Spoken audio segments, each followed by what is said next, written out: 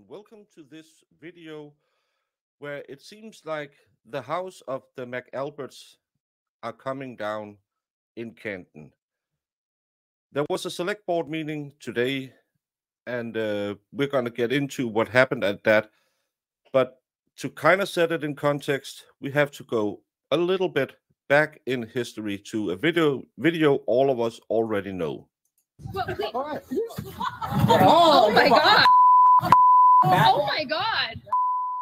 That is cell phone video obtained by NBC 10 Boston showing a key figure in the Karen Reed case arguing with people outside of a bar in Canton Sunday evening. Now, the video was shot by Aiden Kearney's girlfriend. He's the blogger that's known as Turtle Boy. Video shows one man, later identified by police as James Ferris, swiping at someone off camera. It also shows a woman, later identified as Jillian Daniels, take Kearney's cell phone. Police. So we all have seen this extensively around the interwebs. Aiden was in Canton trying to recreate that route that that John and Karen had taken on the night where John passed away, to see if the phone would replicate those 3 flights of steps by just driving on the road.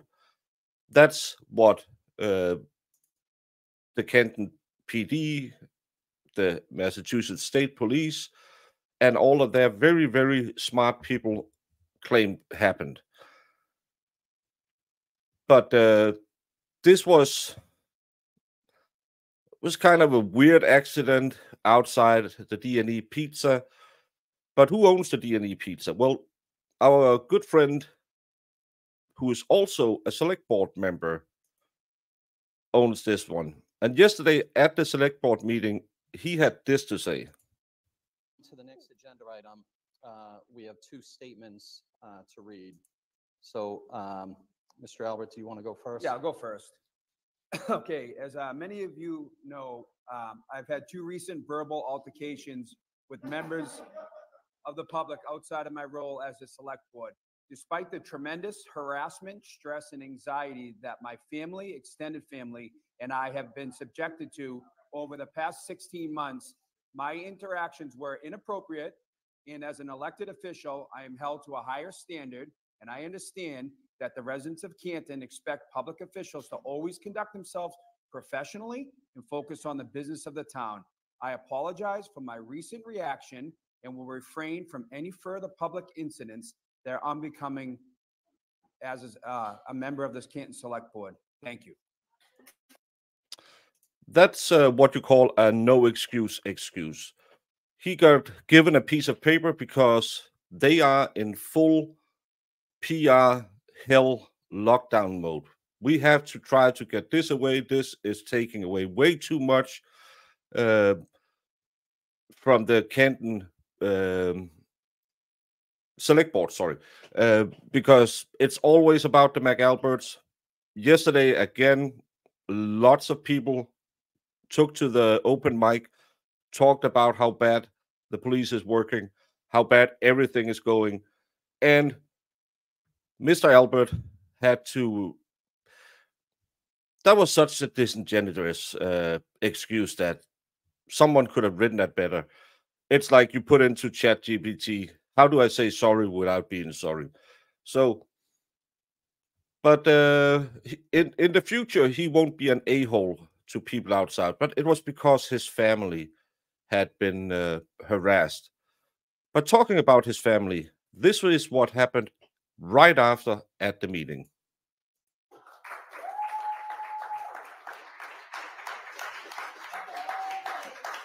Thank you, Mr. Albert.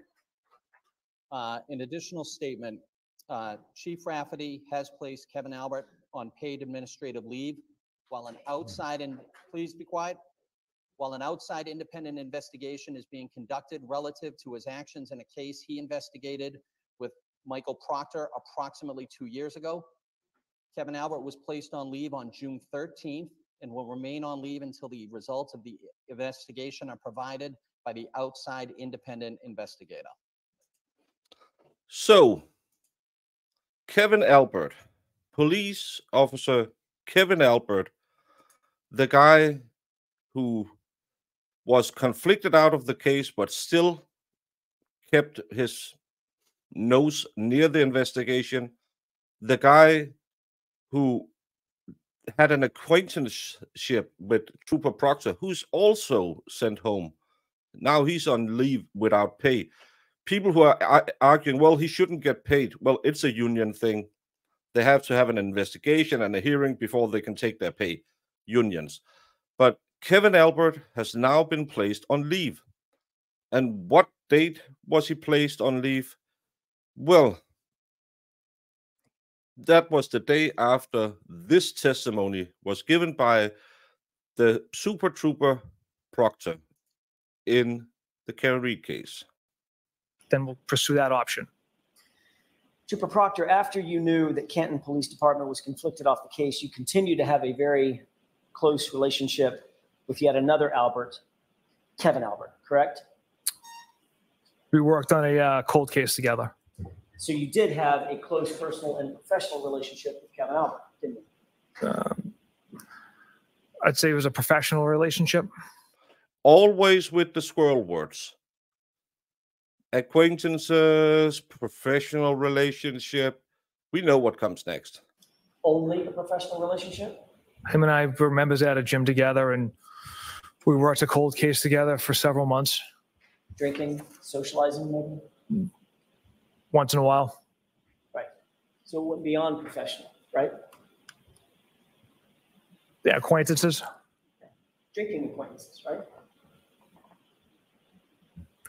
On several occasions, yes. Socializing acquaintances, right? On several occasions. So when you told the jury a few minutes ago that you were aware of and knew of, but didn't have relationships with 3 Alberts, Julie, Chris, and Colin, not quite true, is it? Objection. Sustained. There's a 4th Albert out there, isn't there? Yeah. Right? Yes. But you can almost feel the pain Proctor having, because he thought he would get away with this. He thought that they were this stupid, but it keeps getting better. didn't tell us about that one, Objection. I'll allow it. correct? I don't consider that a relationship. It's Well, let's look at that. 5 months into this investigation, in July of 2022, you were actually continuing to socialize with Kevin Albert, weren't you? yes. On July 19th, 2022, you and Kevin Albert went out drinking together, didn't you?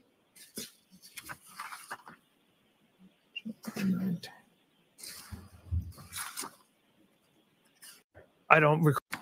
Trooper Proctor, I'm not asking you to look for anything in the binder at this point. I'm asking for your memory. I don't recall that. You don't recall the date, or you don't recall, July 19th, 2022. you don't recall the drinking? The date itself, sir. Why don't we turn to tab 13? Still in tab 13. 22? I am.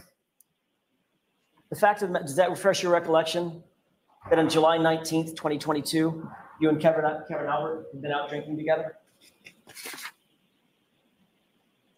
Now he's spending all his time reading to try and figure out how to lie about this. And left his badge. The two of you got so drunk that Kevin Albert left his badge in your cruiser and couldn't find his gun the next morning, right? Objection. Overruled. I can't speak to any level of intoxication, but I don't recall either of us being intoxicated. Got it. So isn't it true that at 7/20, July 20th, 2022, the day after, at 8:39 in the morning, you texted Kevin Albert, quote, "Found your badge in my cruiser this morning," end quote, correct? Yes. Then you texted him, "I can leave it in my locker at the gym, drop it off at your station, or leave it in my mailbox," correct? Correct. Kevin Albert responds, "My mailbox. Did I take my gun?"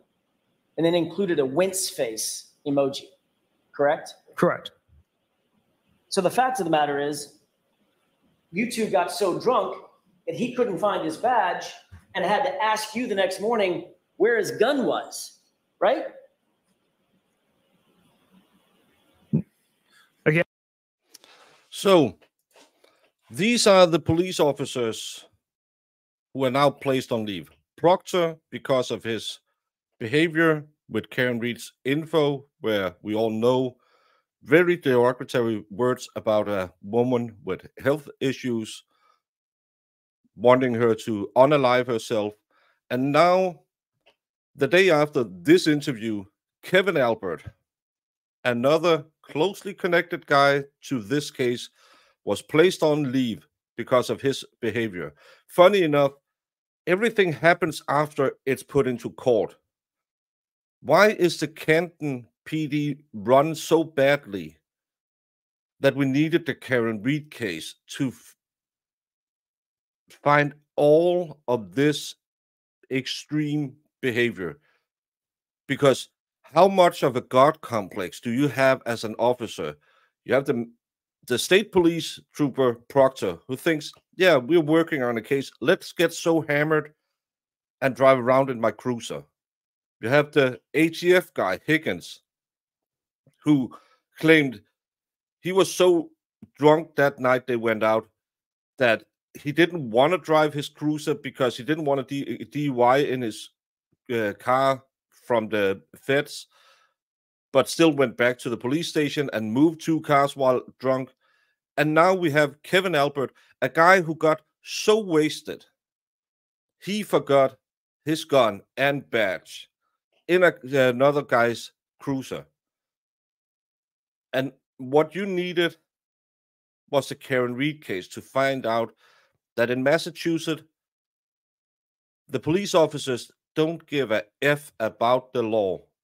They are kings, but it looks like the house of cards is falling down in Canton, at least for Trooper Proctor and Kevin Alberts, because he's now put on paid leave, which will be the first step. Now there will be an investigation and a hearing, just like with Trooper Proctor, where they will figure out if he should be suspended without pay. It's a union thing. You can't change the rules. Them's the rules. But the house of cards is falling down in Canton, and I'm glad to see it.